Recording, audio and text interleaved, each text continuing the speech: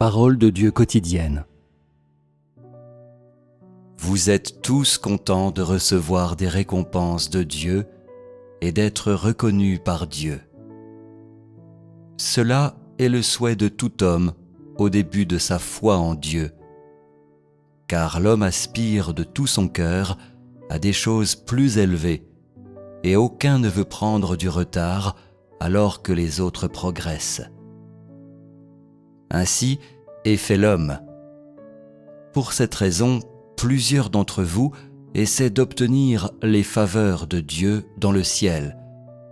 Mais, en vérité, votre loyauté et votre sincérité envers Dieu sont bien moindres que votre loyauté et votre sincérité envers vous-même.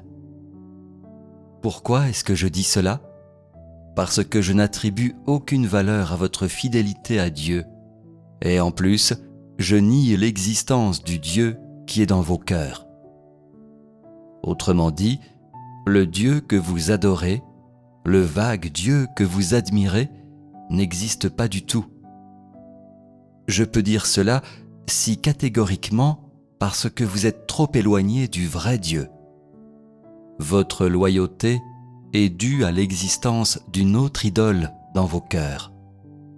Et moi, le Dieu que vous considérez comme ni grand ni petit, vous me reconnaissez seulement par vos mots. Quand je parle de votre grande distance de Dieu, je me réfère à la grande distance du vrai Dieu. Car le Dieu vague semble être près de vous. Quand je dis « ni grand », c'est en référence au Dieu auquel vous croyez aujourd'hui, qui semble être simplement un homme sans pouvoir, un homme qui n'est pas très noble. Et quand je dis « ni petit », cela signifie que cet homme qui ne peut pas faire souffler le vent et tomber la pluie peut tout de même invoquer l'Esprit de Dieu pour faire le travail qui secoue les cieux et la terre, ce qui déconcerte les hommes. Extérieurement, vous semblez tous obéir à ce Christ sur la terre, mais en substance, vous ne croyez pas en lui, ni ne l'aimez. Ce que je veux dire, c'est que celui en qui vous croyez vraiment est ce vague Dieu de vos sentiments, et celui que vous aimez vraiment est le Dieu auquel vous aspirez nuit et jour, mais n'avez jamais vu en personne. Quant à ce Christ, votre foi est simplement une fraction, et votre amour pour lui n'est rien. La foi signifie la croyance et la confiance. L'amour signifie l'adoration et l'admiration dans le cœur sans séparation. Pourtant, votre foi en Christ et votre amour pour Christ aujourd'hui ne sont pas à la hauteur. En ce qui concerne la foi, comment avez-vous fait la foi en lui ? En ce qui concerne l'amour, comment pouvez-vous l'aimer ? Vous ne connaissez pas son tempérament du tout, encore moins son essence. Alors, comment pouvez-vous croire en lui ? Où est la réalité de votre foi en lui ? Comment l'aimez-vous ? Où est la réalité de votre amour pour lui ? Plusieurs m'ont suivi sans hésitation jusqu'à ce jour. Et au cours de ces années, vous avez tous souffert beaucoup de fatigue. J'ai très bien saisi le tempérament et les habitudes de chacun de vous.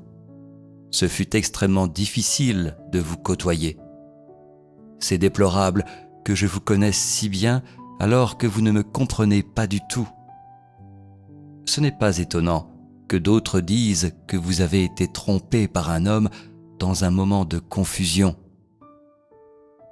En effet, vous ne comprenez rien de mon tempérament, et encore moins pouvez-vous avoir une idée de ce qui est dans mon esprit.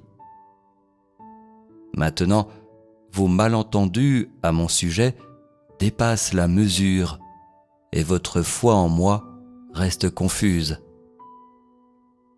Au lieu de dire que vous croyez en moi, il serait plus juste de dire que vous cherchez tous à obtenir les faveurs et à me flatter. Vos motivations sont très simples. Suivre quiconque peut vous récompenser. Croire en quiconque peut vous permettre d'échapper aux grandes catastrophes, qu'il soit Dieu ou n'importe quel Dieu.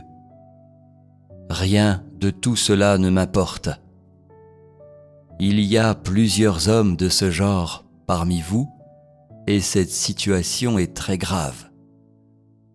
Si un jour on faisait un test pour savoir combien d'entre vous ont une foi en Christ, car tu as un bon aperçu de son essence, alors je crains qu'aucun d'entre vous ne serait comme je le désire. Considérez cette question. Le Dieu dans lequel vous croyez est très différent de moi. Alors, quelle est l'essence de votre foi en Dieu? Plus vous croyez en votre soi-disant Dieu, plus vous vous écartez de moi. Qu'y a-t-il alors au cœur de ce problème? Je suis sûr qu'aucun d'entre vous n'a déjà examiné ce problème. Mais avez-vous considéré sa gravité? Avez-vous réfléchi aux conséquences si vous continuez ainsi dans votre foi?